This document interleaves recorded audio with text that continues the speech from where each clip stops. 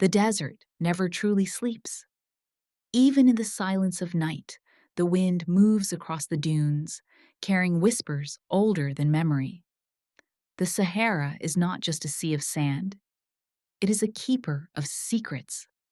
And tonight, one of those secrets is about to be born. Beneath a canopy of 1,000 lanterns, the Sahara Bazaar comes alive like a shimmering mirage. Perfumes of cardamom and oud float through the warm air, mixing with the scent of roasting almonds and sweet mint tea. Merchants call out in a dozen languages, their voices weaving into a chaotic yet mesmerizing symphony. Carpets the color of pomegranates and turquoise are draped over stalls. Brass lamps catch the flicker of firelight, and somewhere, a flute plays a haunting melody that seems to drift with the sand itself. It is here, in this labyrinth of silk and gold, that a legend is displayed. They call it the Eye of the Desert, a sapphire so deep in blue that it seems to hold the night sky itself. It is said to have once belonged to a sultan who believed the gem could see the truth hidden in men's hearts. For generations, it has been guarded, worshipped, desired. And tonight, it vanishes. In a single breath of darkness, with the crowd pressed close and the desert wind sighing through the tents, the sapphire is gone. The air turns from festive to frantic. A ripple of shock spreads like a sandstorm. Whispers turn to shouts. Somewhere, a lantern shatters. And among the chaos, the truth buries itself deep beneath the sands. But the desert is not the only one who listens. A man with the sharpest mind and the finest mustache in all of Europe has just been summoned. His name is Hercule Poirot. Chapter 1: The Oasis of Opportunity. A jewel vanishes. Morning sunlight spills over the dunes like honey, warming the white canvas tents of the Sahara Bazaar. Merchants roll up fabric walls, children run with baskets of figs, and camels grumble as their riders prepare for another day of trade. This is the festival's most anticipated day, the day the sapphire is shown to the world. Karim al-Mansour stands at the center of the bazaar. He is a man of soft silks, measured words, and eyes that gleam with pride. The Eye of the Desert rests inside a glass case lined with crimson velvet. People crowd in to see it, travelers from distant cities, jewel collectors, and wandering nomads alike. There is a hush in the air, the kind that only true beauty can command. Above, strings of lanterns sway in the breeze. The scent of sweet tea and roasted almonds drifts through the air. And just beyond the crowd, a veiled figure lingers, unmoving. Karim clears his throat and raises his hands. "Behold," he declares, his voice carrying over the market. "The sapphire that has outlived sultans, kings, and conquerors. The jewel that holds the desert's soul." The crowd leans in. The gem catches the sun and shatters it into 1,000 blue sparks. Some gasp. Others whisper prayers. A man drops a coin without noticing. And somewhere, a hawk circles in the bright sky above. As the noon call to prayer approaches, the crowd grows denser. Lanterns flicker. Someone brushes too close to the display. The veiled figure shifts. Then, without warning, the world holds its breath. A single gust of desert wind sweeps through the tent. The lights tremble. The fabric walls billow. And in that heartbeat of darkness, it happens. When the lanterns flare again, the case is empty. For a moment, no one understands what they're seeing. A gasp echoes from a woman at the front. A guard shouts something in Arabic. A child begins to cry. Karim's face drains of color as he lunges toward the glass. The sapphire is gone. Chaos explodes through the bazaar like a sudden sandstorm. Guards seal the exits. Merchants shout accusations. Someone claims to have seen a shadow on the roof. Another swears the thief fled through the north gate. The veiled figure has vanished into the crowd. Karim grips the edge of the case, his knuckles white. "This is impossible," he whispers. "It was impossible to steal." But somewhere in the swirling confusion, someone had just proven him wrong. Far away, a telegram is being typed. "To Monsieur Hercule Poirot, urgent matter, Sahara Bazaar, a theft unlike any other." And with that, the desert mystery truly begins.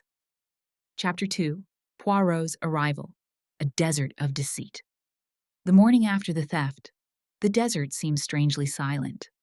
The wind has softened, the bazaar's lanterns have gone out, and the sand carries the footprints of a night spent in panic. Merchants sweep their stalls in silence. Guards patrol the gates like nervous shadows. It is as though the whole market is holding its breath, waiting for something or someone. And then a convoy appears on the horizon. A black motor car, dust trailing behind it like a long scarf in the wind. From the passenger seat steps a small man in a pale linen suit, a silk handkerchief tucked into his breast pocket, and a hat placed at the perfect angle. His mustache is, as always, immaculate. Hercule Poirot stands at the edge of the bazaar, squinting at the sun with mild disapproval. "Mon Dieu," he murmurs softly. "The dessert. It is very beautiful, but it gets into the shoes, and the mustache, it does not like the wind." Beside him, Inspector Farouk approaches, tall, broad-shouldered, with the tired look of a man who has been up all night. "Monsieur Poirot," Farouk says, shaking his hand firmly. "We sent the telegram as soon as it happened. The bazaar is sealed. No one can leave without being searched." Poirot tilts his head, his eyes scanning everything at once. The restless camels, the watchful merchants, the faded blue cloth covering the crime scene tent. "Then, Inspector," he replies gently, "if the thief has not left, he must still be here." They walk together through the narrow alleys of the bazaar. Poirot's polished shoes crunch on sand as merchants watch from behind curtains and baskets. Whispers ripple as his name spreads. "Poirot! Poirot is here!" Inside the tent, the air is thick and still. The glass case sits under guard, now empty, reflecting only the pale light of morning. Karim al-Mansour stands beside it, his once confident face drawn with sleeplessness. "You must find it," Karim says, his voice a blend of desperation and pride. "The sapphire is not just a jewel. It is my family's legacy. It cannot be lost." Poirot nods politely, studying Karim with the precision of a clockmaker inspecting gears. "Of course," he says softly. "But you see, monsieur, a legacy is never lost. It is, how shall I say, misplaced with purpose." Farouk frowns at him. "You think this was planned?" Poirot taps the glass with a gloved fingertip. "But naturally, a theft of this precision is not done by the hand of an amateur." He turns toward the gathered suspects. There are 5 of them, each a thread in an unseen web. First, Layla, Karim's young assistant. Her dark eyes are sharp, but her hands twist nervously in her shawl. Next, Jean Duval, a French antiquities dealer, dressed in linen and arrogance. He puffs at a cigar, unbothered by the tension. Then Samir, a tea seller whose stall is close to the jewel tent. He looks frightened, perhaps too frightened. A guard, who was posted at the north gate during the theft, stands stiffly, eyes down. And finally, Yusuf, a spice merchant with a reputation for knowing everything that happens in the market. Poirot addresses them not as a policeman would, but like a polite guest at a tea party. Mesdames et messieurs, he begins smoothly, a jewel has been taken from under your noses. It was done with speed, with cleverness, and with no trace of violence, which means someone knew exactly what they were doing. Jean lets out a short laugh. You think one of us took it? Ridiculous. My business is art, not thievery. Poirot smiles gently. But of course. And yet, monsieur, even artists have debts. Layla looks up sharply, startled. Poirot does not miss it. He misses nothing. He walks the perimeter of the tent slowly, examining the floor, the fabric walls, the ropes. His eyes linger on the lantern hooks, the ventilation flap, and the position of the crowd outside. No gesture is wasted. Inspector, Poirot says suddenly, this is not merely a tent, it is a stage. And last night, someone performed a most spectacular magic trick. Farouk sighs. We searched everything. Every cart, every crate. There's nothing. Poirot bends down and plucks something from the sand.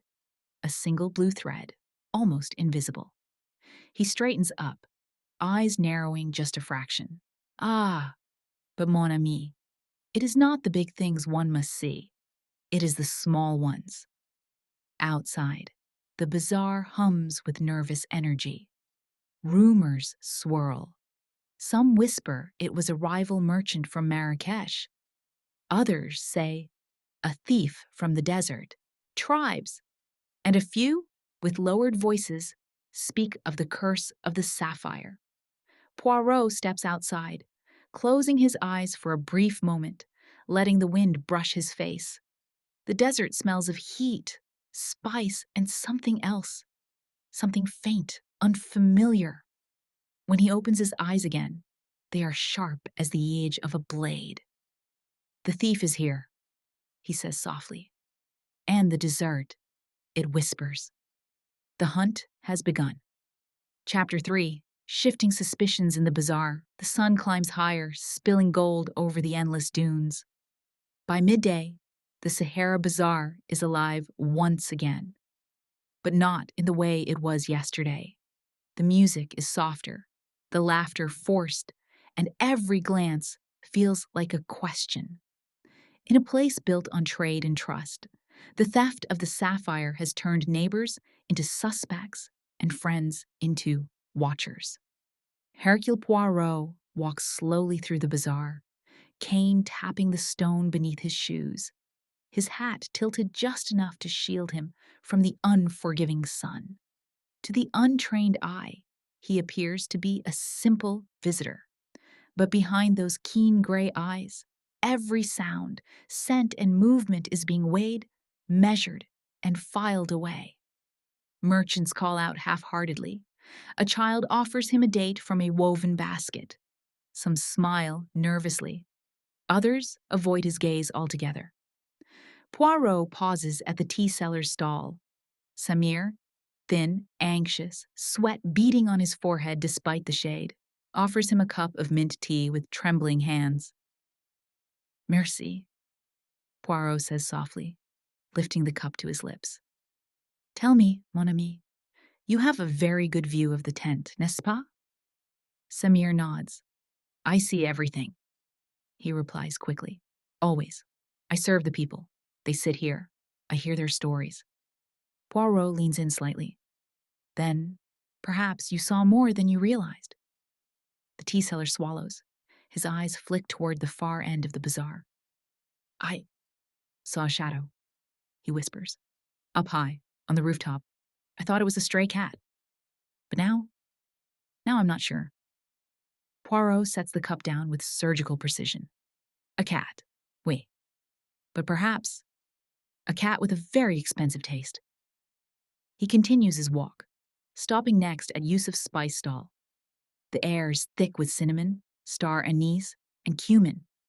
The scent clings to everything, even the wind. Yusuf leans on his counter, his expression calm, too calm. Ah, Monsieur Poirot, Yusuf says smoothly. I hear you're here to find the thief. Be careful. In the desert, Even shadows can lie. Poirot smiles faintly. And yet, monsieur, shadows always come from something. It is only a question of where to look. Yusuf chuckles, but offers nothing more. Poirot notes the faint trace of foreign tobacco on the breeze, the same scent he noticed near the tent earlier. Further down, a group of merchants whisper among themselves. Poirot hears fragments. Rival caravans. Curse of the gem. The girl was closest. He does not turn to look at them, but his ears catch every syllable. He turns a corner into a narrow alley behind the exhibition tent. A forgotten passage where the noise of the bazaar softens. Here, the sand is disturbed. Someone has moved through in the night. A pattern of footprints trails toward a wall, and above the wall, the edge of a rooftop access ladder. Poirot crouches. The sand tells its story, but only to those who know how to listen. The prints are light, someone quick, someone who knows these paths well. Interesting, he murmurs, not the stride of a stranger. As he stands, a sound catches his ear, the low hiss of silk brushing against stone. A veiled woman disappears around the corner. Poirot does not follow. He simply watches the direction she goes, committing it to memory.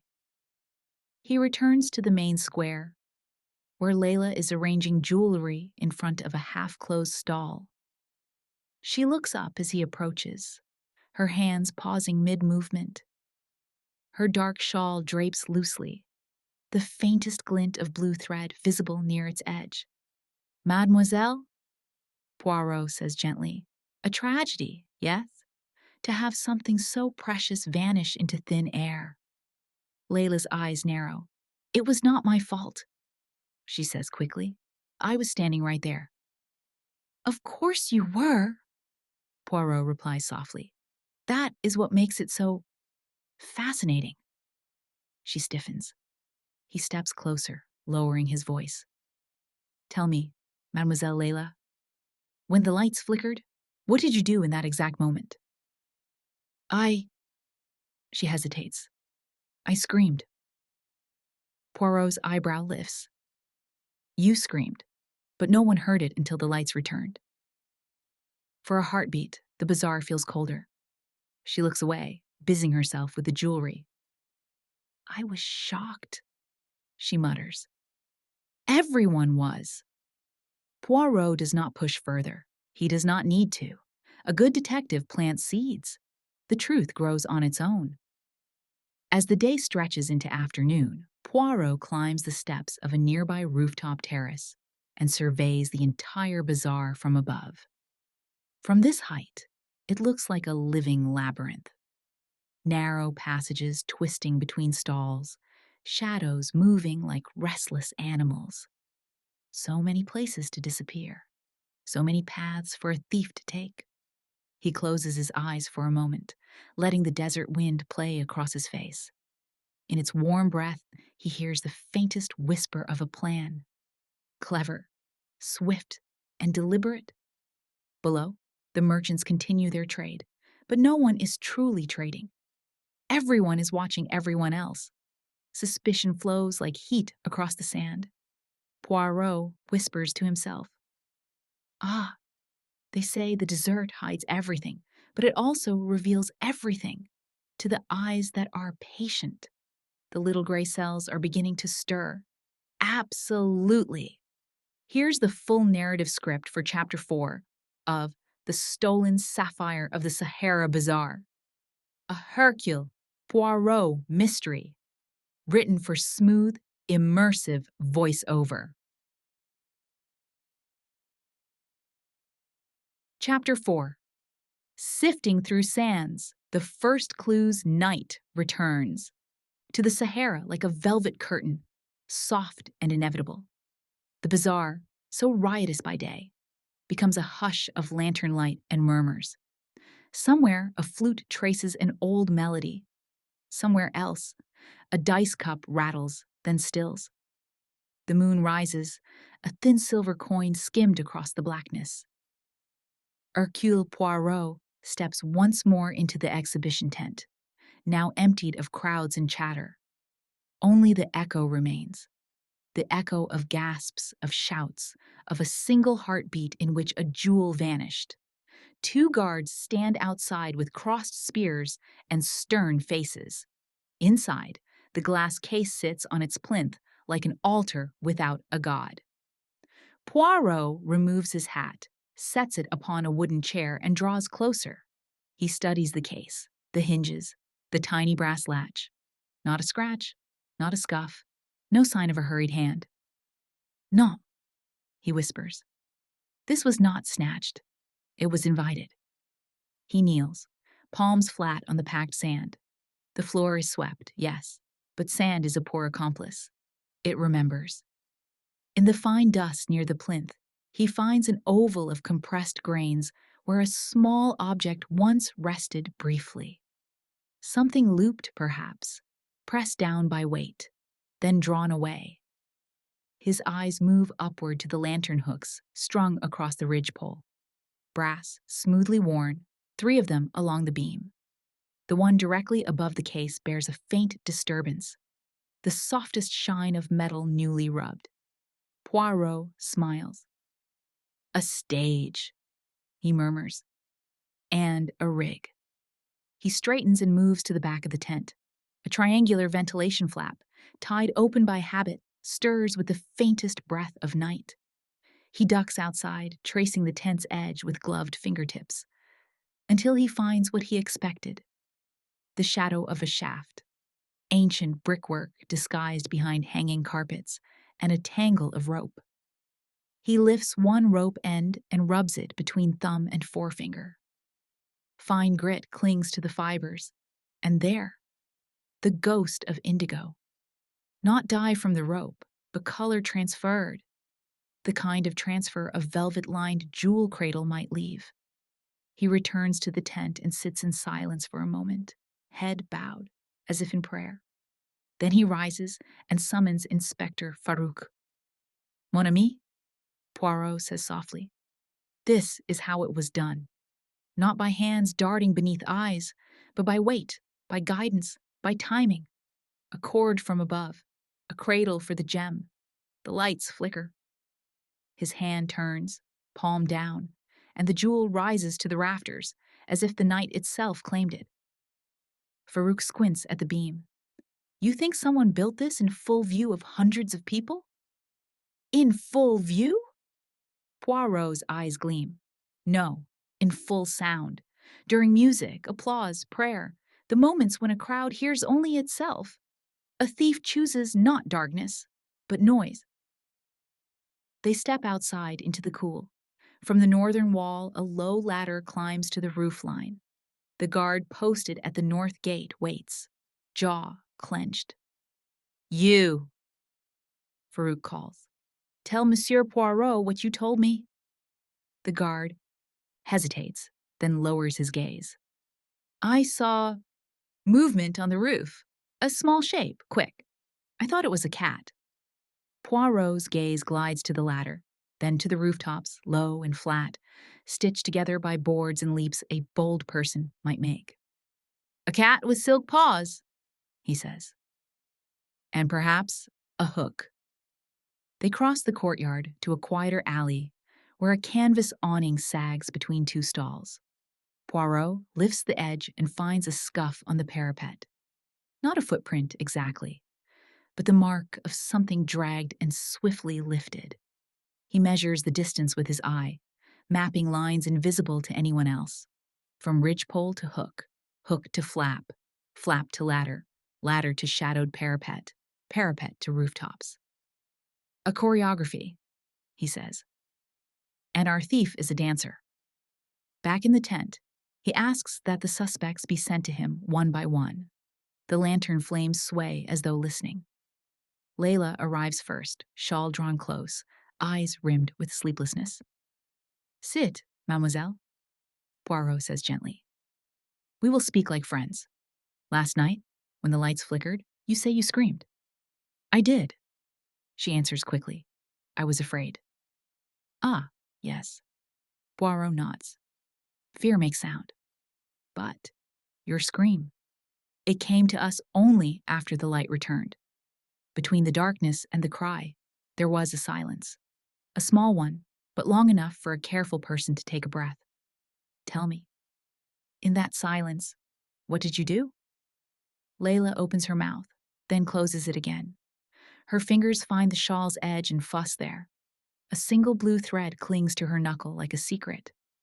I reached for the latch, she says finally, to make sure it was still locked. Poirot tilts his head. But what would be the purpose when you could not see? She looks away. Habit, she whispers. Only habit. Bien. Poirot offers a small smile. Habits tell us who we are, and nerves tell us who we might become. When she has gone, Jean Duval enters in a cloud of cologne and defiance. Monsieur Poirot, he says, taking a seat without asking. Let us be civilized. I had no need to steal. I made a fair offer to Karim, a very generous one. Poirot folds his hands. And yet, generosity can be refused. Jean's smile tightens. It was. You smoke a tobacco not common in the market. Poirot continues mildly. A Balkan blend with fennel notes. I smelled it near the tent. I smell it now. He leans forward. But I also smell it on the north wall. Duval bristles. Are you accusing me of climbing like a thief in the dark? Look at me, monsieur. My shoes are hand-stitched. Poirot's eyes drift to the man's soles, smooth as glass. Just so, he says. Another person's shoes, perhaps, do not tell so much truth. Duval rises, indignant. I am a collector, not a cat burglar. Then we are agreed, Poirot says pleasantly. You collect what others have already stolen. History. Duval's jaw works. He bows stiffly and leaves. Next comes Samir, the tea seller, hands stained with mint and steam, eyes glassy with fatigue. Monsieur, he stammers, I told you already. I saw the shadow. I told the inspector. And you did well, Poirot says, pouring himself water from a clay jug. Tell me, who sat at your stall most often these past weeks? Who watched the tent when others did not? Samir rubs his forehead. A woman in a blue shawl. Sometimes a man with quiet shoes. They never ordered more than one cup. They stayed a long time. Merci. Poirot offers him the water. One more thing. The night before the viewing, did you hear any hammering? Samir blinks. No hammering, he says slowly. But a soft sound above, like rope pulled through a ring. I thought it was the wind playing with someone's laundry line. The wind, Poirot repeats, eyes half-lidded. Always the wind. So useful for those who wish to move without footsteps.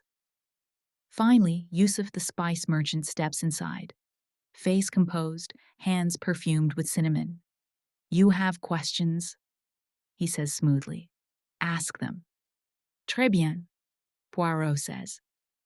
Who profits if the eye of the desert disappears? Yusuf's smile is quick and thin. No one profits from a curse.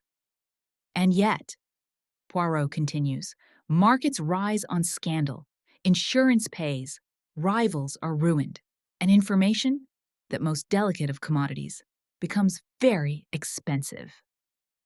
Yusuf's eyes cool. I sell spices, not gossip. Poirot nods. Ah, but you season both. When Yusuf has gone, the tent is quiet again. Poirot stands beneath the ridgepole, looking up at the brass hook that gleams faintly in the lantern glow. He lifts a handkerchief and with a deft movement, snags a thread from the hook's seam. Almost nothing. A whisper of fiber, indigo touched. He returns to the plinth, measuring invisible distances in the air with patient fingers. Hook to jewel, jewel to vent, vent to ladder, ladder to parapet, Parapet to rooftops, rooftops too. His gaze settles on the dark sliver of the old ventilation shaft, and the small smile returns. Not stolen in the open, he says to the empty tent. Stolen upward. Outside, wind combs the alleyways and plays along the stall ropes like a harpist. Poirot steps into the night and feels the desert breathe. The bazaar has tried to erase the day's panic with sweeping and silence, but the crime remains. A careful geometry etched across canvas and brick. Farouk joins him, boots scuffing the sand. You have a plan? I have a shape, Poirot replies. The plan belongs to someone else? But they forgot one thing. What? That the dessert listens.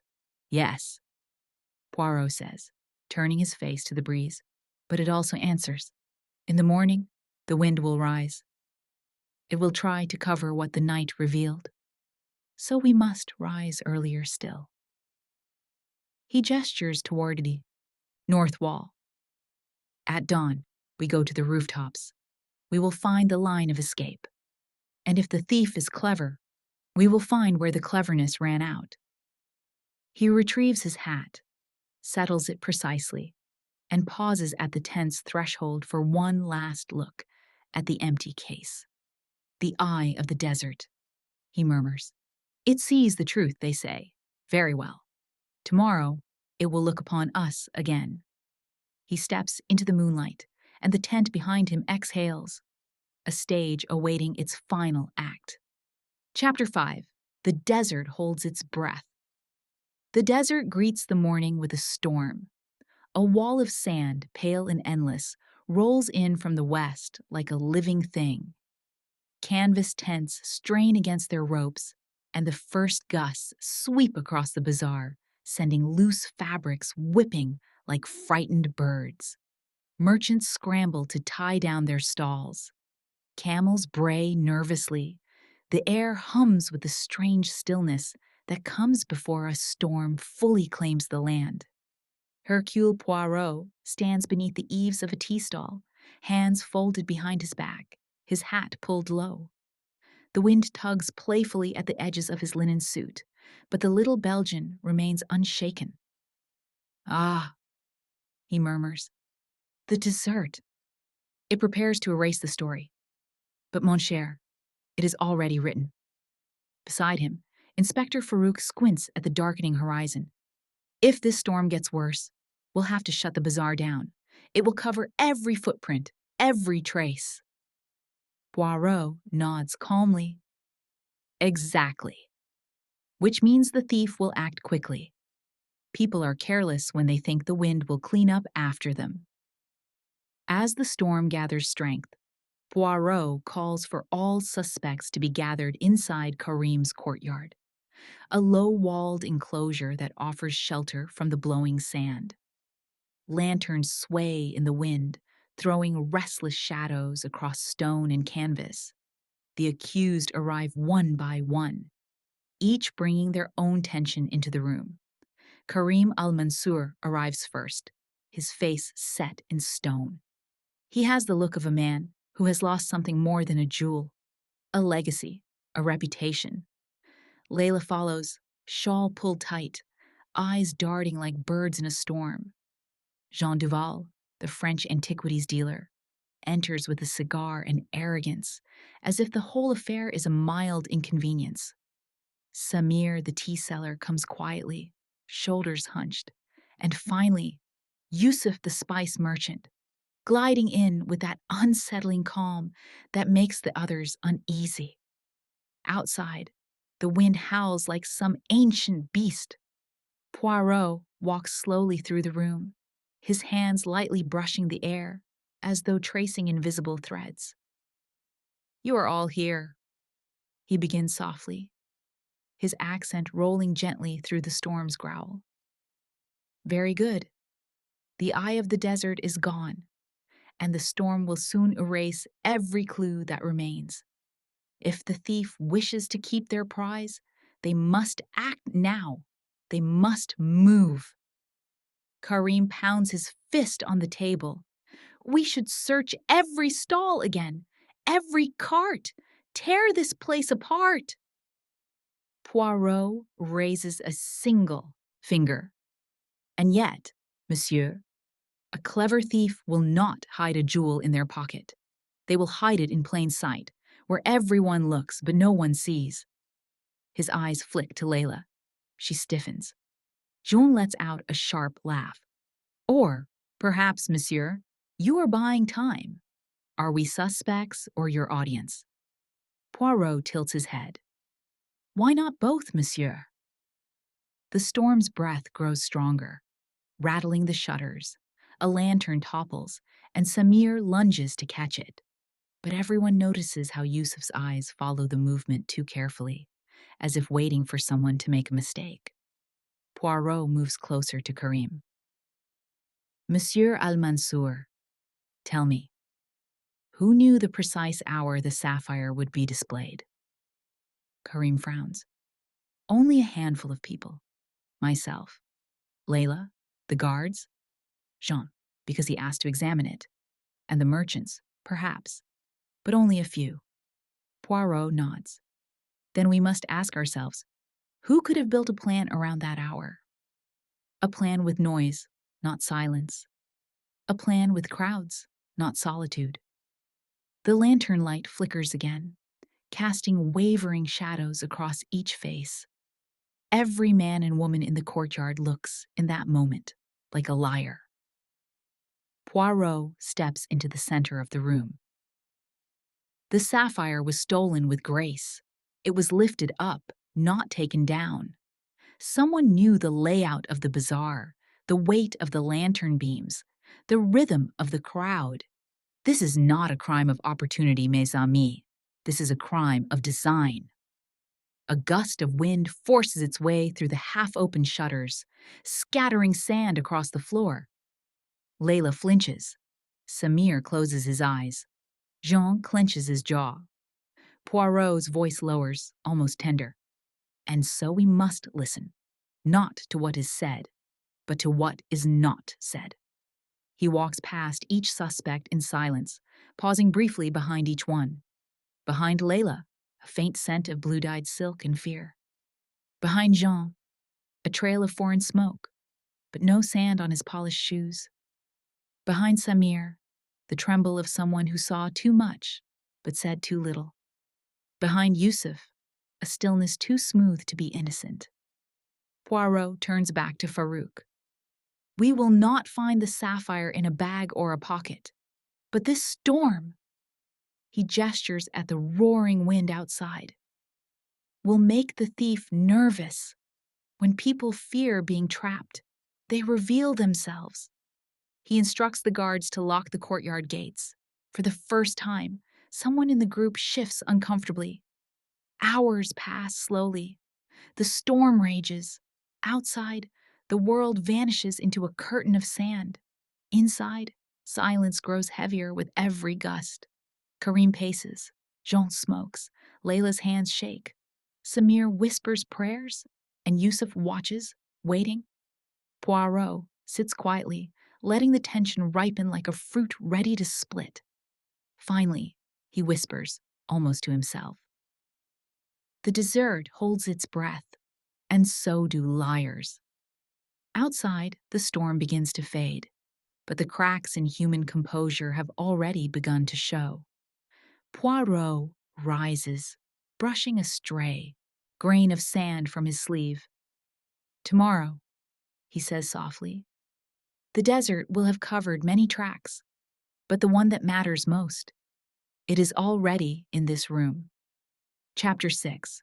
Mirage of Lies dawn seeps slowly over the desert, thin and pale after the fury of the sandstorm. The bazaar is quiet. The wind has left its signature behind. Soft dunes spilling into the alleys, footprints erased, rooftops coated in gold dust. Lanterns hang crooked. Banners flutter weakly, heavy with grit. The storm has cleansed everything, except the truth. Hercule Poirot stands near the north wall of the market, gloved hands tucked neatly behind his back. His hat is spotless, despite the morning's breeze. Inspector Farouk joins him, yawning into the desert air, coat still dusted from the night before. "Good morning, Inspector," Poirot says lightly. "I trust the storm was not too generous with its sand?" Farouk groans.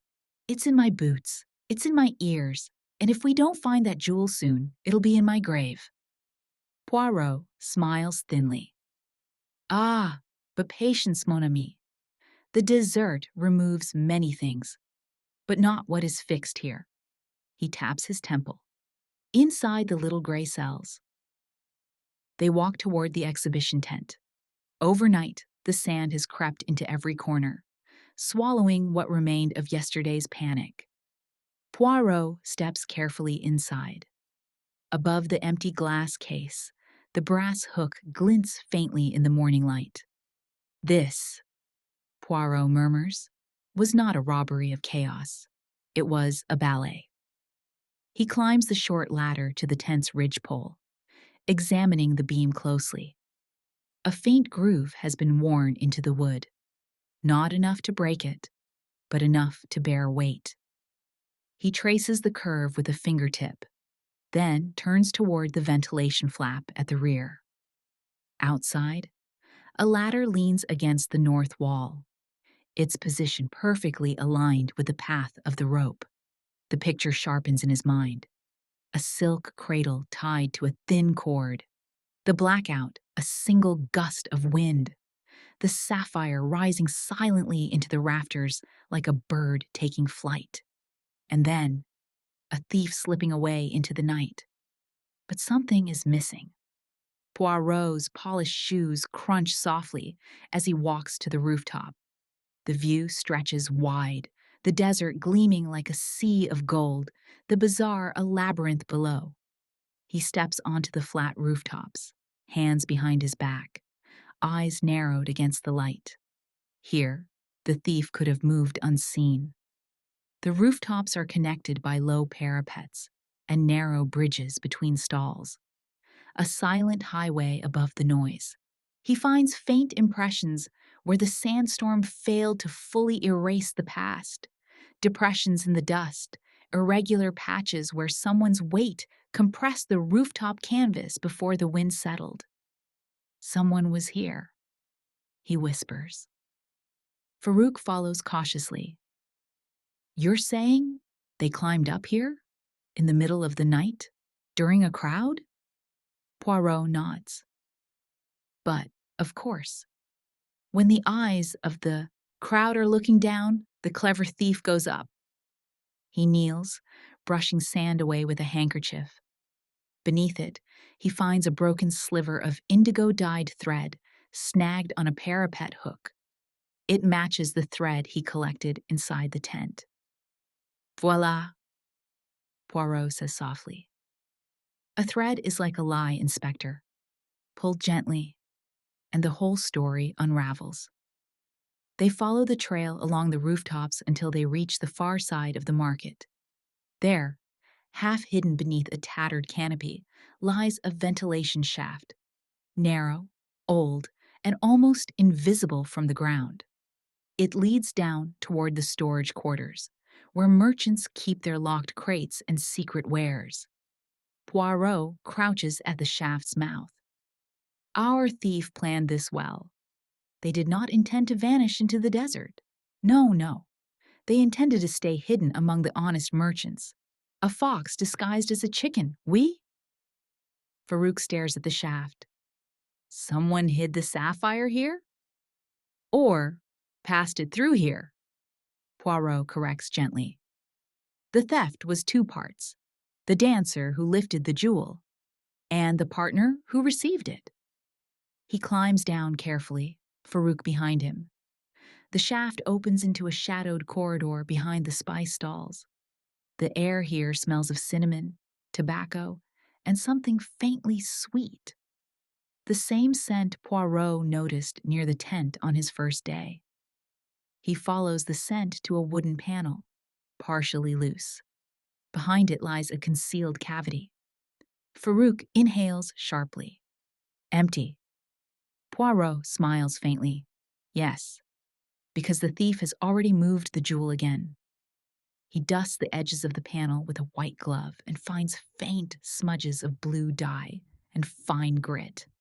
Who here has reason to know every hidden corner of the bazaar? Poirot muses aloud. Who moves through it like a shadow, hearing whispers and selling secrets? Farouk frowns. Yusuf, the spice merchant. Poirot's smile doesn't reach his eyes. Perhaps. But a mirage, Inspector, is designed to mislead. One must look where the sand shifts, not where it stands still. They emerge from the shaft into the northern alley, where merchants begin to reopen their stalls. Layla is at her jewelry table, pale and distracted. Jean Duval sits at a tea stall, pretending to read the newspaper. Samir sweeps sand with a slow, nervous rhythm. Yusuf, as always, stands behind his spice counter, calm as a snake beneath the sun. Poirot takes a slow breath. The pieces are no longer scattered. They are aligning. The sapphire was not snatched in greed. It was lifted like a ghost, passed like a secret, hidden where only those who know the bazaar's bones could reach. He turns to Farouk, voice low but certain. This was a partnership crime. One to distract, one to disappear. Farouk stiffens. You mean there's more than one thief? Poirot adjusts his hat. Mais oui. But one of them has made a very small mistake. And my friend, in a desert of silence, even the smallest whisper becomes a shout. The morning call to prayer echoes through the air. Merchants pause. The bazaar seems to hold still for just a heartbeat, as if the desert itself is listening. Poirot smiles faintly. We are close, mon ami. Très close. Soon, the mirage will vanish, and only the thief will remain. Chapter 7. Footprints in the Dunes. The storm has passed, leaving behind a strange quiet. The kind of silence that presses against the skin. The bazaar stirs slowly, like a beast waking from uneasy sleep. But outside its walls, where the sand stretches like an ocean, something stirs beneath the surface. Hercule Poirot stands at the northern edge of the market, where the rooftops drop down into a slope of open dunes. The wind has smoothed the sand to a glassy sheen, but even the most careful hands cannot erase everything. Poirot kneels, gloved fingers brushing the surface. There, faint as a breath, but present, a half-print, caught where the storm lost its patience. A boot heel, narrow, foreign, and recent. Voila, Poirot whispers. Even the desert leaves a signature. Inspector Farouk squints down at the mark. That could be anyone. Poirot shakes his head. Non, non, not anyone. This is the step of someone carrying weight. See here? The deeper edge. And here, a second print, half swallowed. Someone stood here, paused, then turned back. Turned back? Farouk frowns. Why? Because the plan failed, Poirot replies softly. The thief was to vanish into the storm, but the storm came too soon, so they hid instead. They follow the faint trail down the dunes. The prints fade, reappear, then vanish altogether. But Poirot does not need every step. He reads the landscape as others read a book. A cluster of camel tracks, a snagged corner of blue thread on a scrub bush, a discarded silk cord half buried in sand. Each piece whispers. At the base of the dunes stands a cluster of abandoned caravan tents, half collapsed and swallowed by sand. Once, traders rested here. Now, it is a graveyard of canvas and silence. Farouk steps cautiously inside the largest tent. Dust swirls in the beam of sunlight slicing through a torn flap. The air smells of old spice, dry rope, and tobacco. Poirot crouches by a travel chest in the corner. A false panel inside reveals a velvet-lined box, empty. Indigo fibers cling to its edges.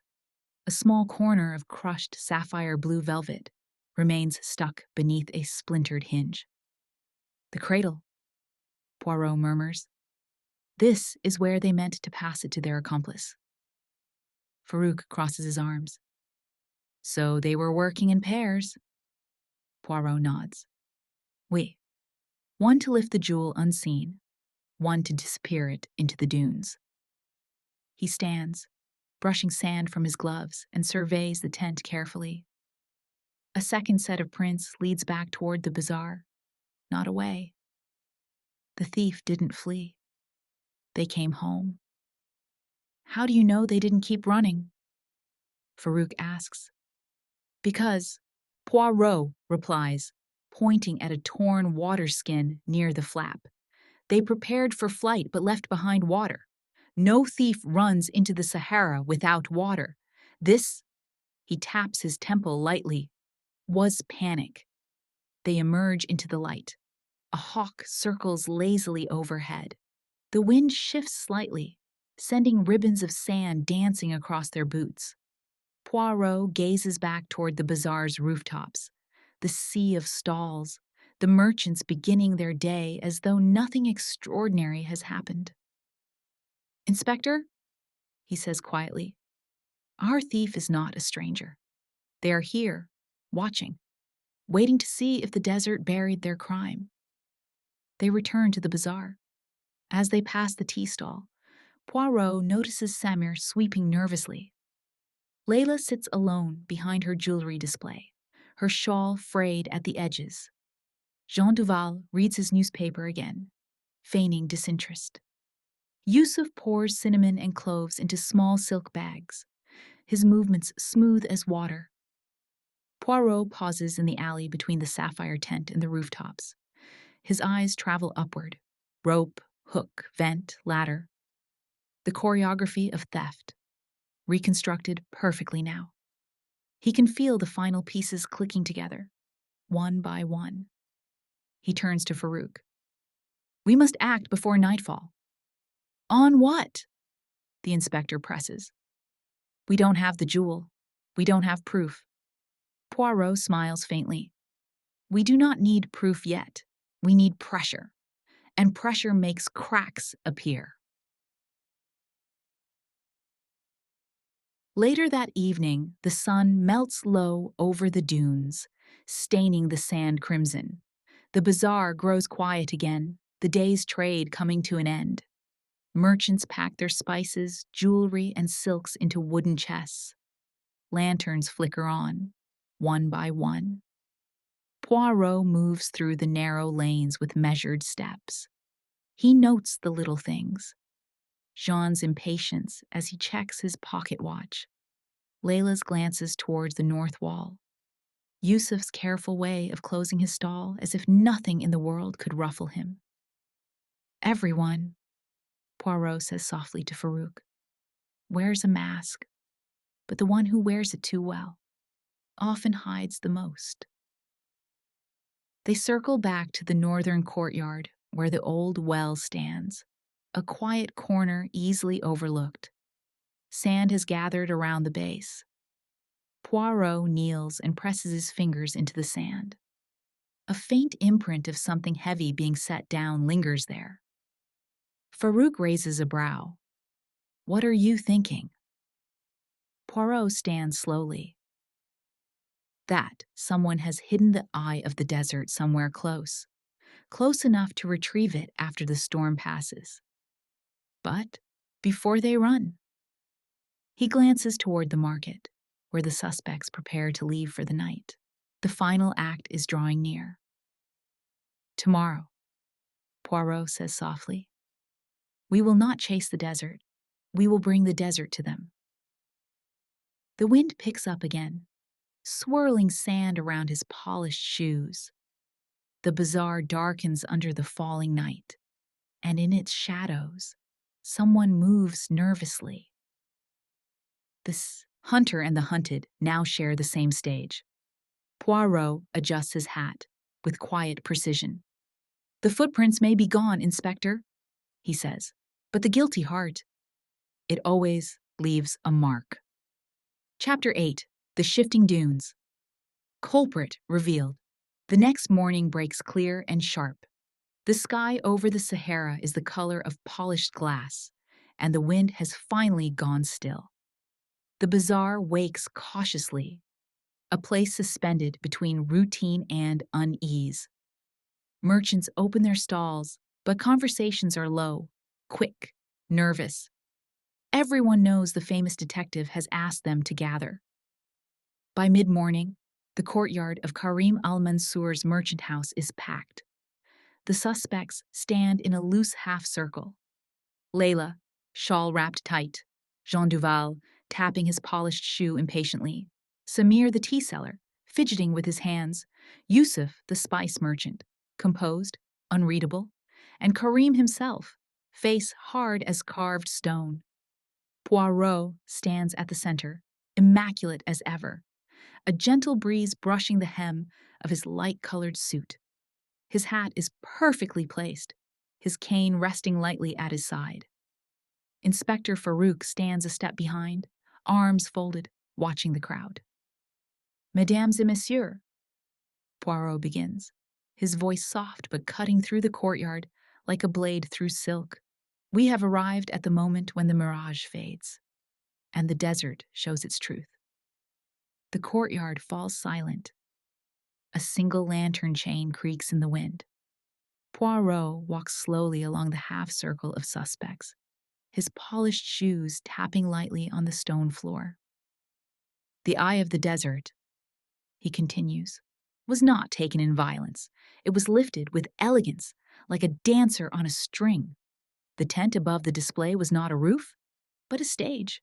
And the storm? A curtain, drawn down to hide the trick. His eyes land on Karim. The first step, information. The thief needed to know exactly when the sapphire would be displayed. Not an hour before, not an hour after. Only a handful of people possessed this knowledge. Karim, Layla, Jean Duval, a few guards. He turns to the hook above the courtyard, where a rope now hangs as demonstration. The second step, a rope. A silk cord thin enough to vanish in lantern light, strong enough to hold the sapphire, attached to the beam above the display case. And when the lights flickered, Poirot raises his hand gently upward. The jewel rose, silent as breath. Jean shifts uncomfortably. Layla's fingers clench. Poirot moves closer to Layla. The third step, distraction. Mademoiselle Layla, you screamed, but not in the darkness, only after the light returned. In those seconds of silence, the jewel was already gone. Layla's face goes pale. I was in shock. Poirot's gaze is kind but unyielding. Mais non, mademoiselle. You were not in shock. You were in control. It was you who attached the sapphire to the cradle, and it was your blue shawl that left the thread on the hook.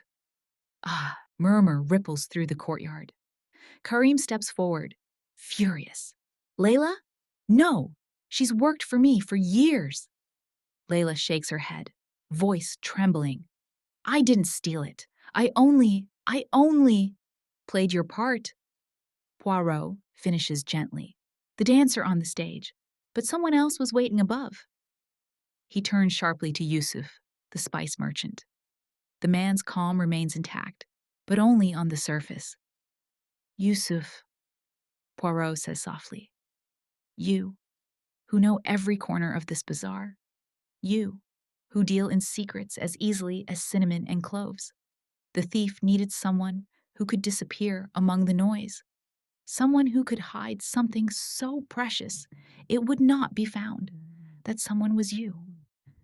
Yusuf's eyes narrow. You have no proof. Poirot raises a finger. Ah, but I do. A thread on the parapet. Indigo fibers in the hidden shaft behind your spice stall, and the scent of your tobacco near the tent on the night of the theft. Not the tobacco of Jean Duval, not the guards, yours. The courtyard grows colder. Even the wind seems to hold its breath. Poirot steps back, letting his voice carry. When the sapphire rose through the tent roof, Yusuf was on the rooftop, waiting. He caught it, moved along the hidden path between stalls, down through the old ventilation shaft, a shaft only a man like him would know. The plan was to pass it through the dunes before dawn. But the storm came too soon, so the jewel was hidden in a spice crate beneath the floor of his stall. Farouk signals to the guards. They lift a wooden panel from Yusuf's spice counter. Inside, wrapped in indigo velvet, the eye of the desert gleams like a blue flame. A collective gasp. Karim stumbles back, hands pressed over his mouth. Samir crosses himself. John exhales a curse under his breath. And Layla starts to cry. Yusuf does not move. Only his jaw tightens. The final mask cracking. Poirot's voice softens, as if speaking to the desert itself. It was not greed alone. Yusuf owed debts to men far beyond this market. And Layla? She was promised escape, a share of a fortune she never truly understood. Layla whispers, "He said no one would get hurt." Yusuf spits, "And no one did."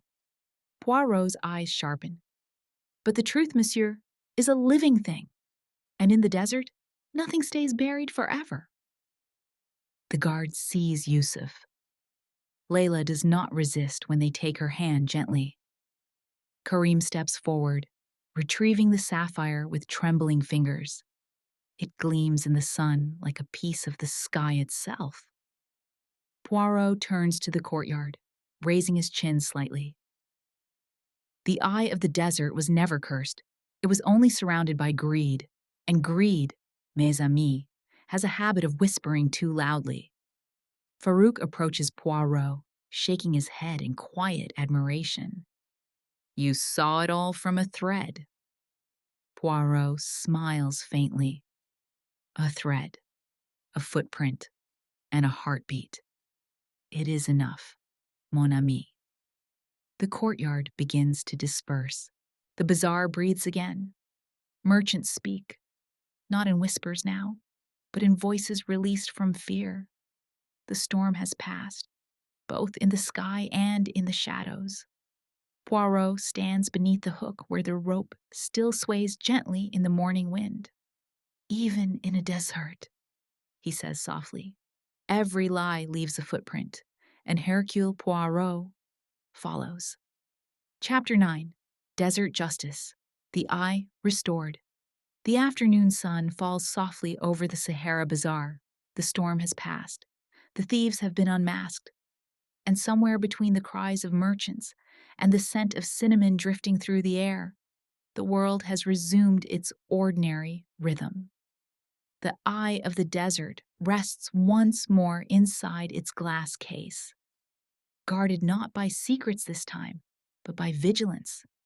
Lanterns hang straight again. Stalls are open. Colorful fabrics flutter like flags of truce.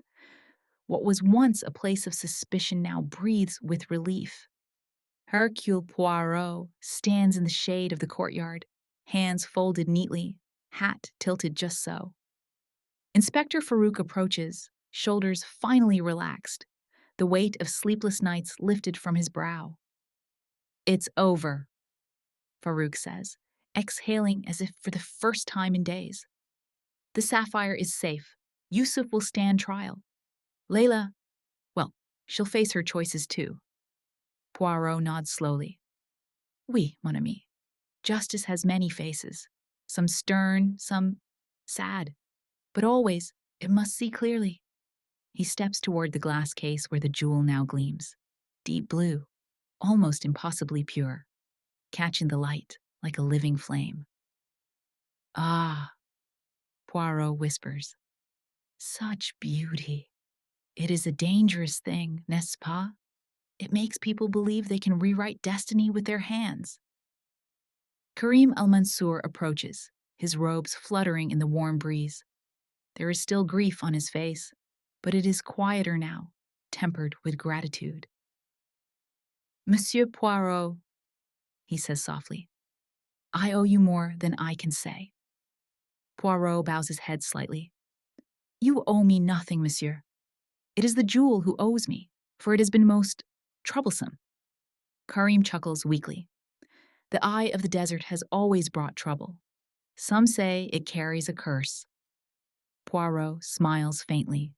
No, no jewel carries a curse. Only the hearts of men do. A group of merchants gathers at the far end of the courtyard. Some still speak of the theft in hushed voices. Others shake their heads at the foolishness of Yusuf, the man who knew every shadow but forgot that shadows cannot lie forever. Poirot strolls towards the northern wall, where just days ago he had crouched to study a single footprint. Now the sand is smooth, clean, all evidence erased, except the one that matters most: memory. He says quietly to Farouk, It is a curious thing. In the desert, nothing truly disappears. It only hides beneath the sand. Waiting. Lies like footprints can be buried, but they cannot be erased. Farouk nods. You always find them. Poirot lifts a brow. Mais oui. Because the truth, Inspector, has a most inconvenient habit. It wishes to be found. They walk together through the bazaar. Samir, the tea seller, offers them cups of steaming mint tea as thanks. Jean Duval, humbled by events, has abandoned his usual arrogance and offers a stiff nod of respect. Merchants greet Poirot as he passes, no longer with fear, but with quiet gratitude. As the sun begins to set, the last golden light spills across the desert like liquid amber. Poirot stands at the edge of the dunes, watching the horizon burn. Farouk breaks the silence. You'll leave tomorrow? Poirot nods. Yes. Another train. Another puzzle. Such is the fate of Hercule Poirot. Farouk smirks. You'll miss our sand? Poirot's mustache twitches with amusement. I will not miss the sand, but I will miss its secrets. They stand in silence for a moment longer. The wind shifts, warm and soft, carrying with it the faint sense of tea and spice. Somewhere, a flute begins to play. The same haunting melody that drifted through the bazaar the night the sapphire vanished. Poirot straightens his hat, turns, and walks slowly toward the waiting motor car. Behind him, the sapphire glows like a captured piece of the sky. Before him, another mystery awaits. As the car disappears over the ridge of the dunes, the narrator's voice softens, like a whisper carried by the wind. The desert holds many secrets. Some are buried by time, some are buried by men. But the truth, it always finds its way to the surface. And if it hesitates, Hercule Poirot will find it for himself. The flute fades into the wind. The sun dips below the horizon, and the eye of the desert keeps its silent, watchful gaze. And so, the eye of the desert returned to its place, and the storm settled into silence. But the desert never truly forgets. It holds on to secrets, to footprints, to whispers, waiting for the wind to tell their story again. Another case closed, another illusion shattered. Hercule Poirot walks away, not as a hero, but as a man who listens carefully to the world, because the truth is always speaking, softly, patiently, for those clever enough to hear it. If you enjoyed this mystery, don't forget to like, subscribe, and let us know your thoughts in the comments below.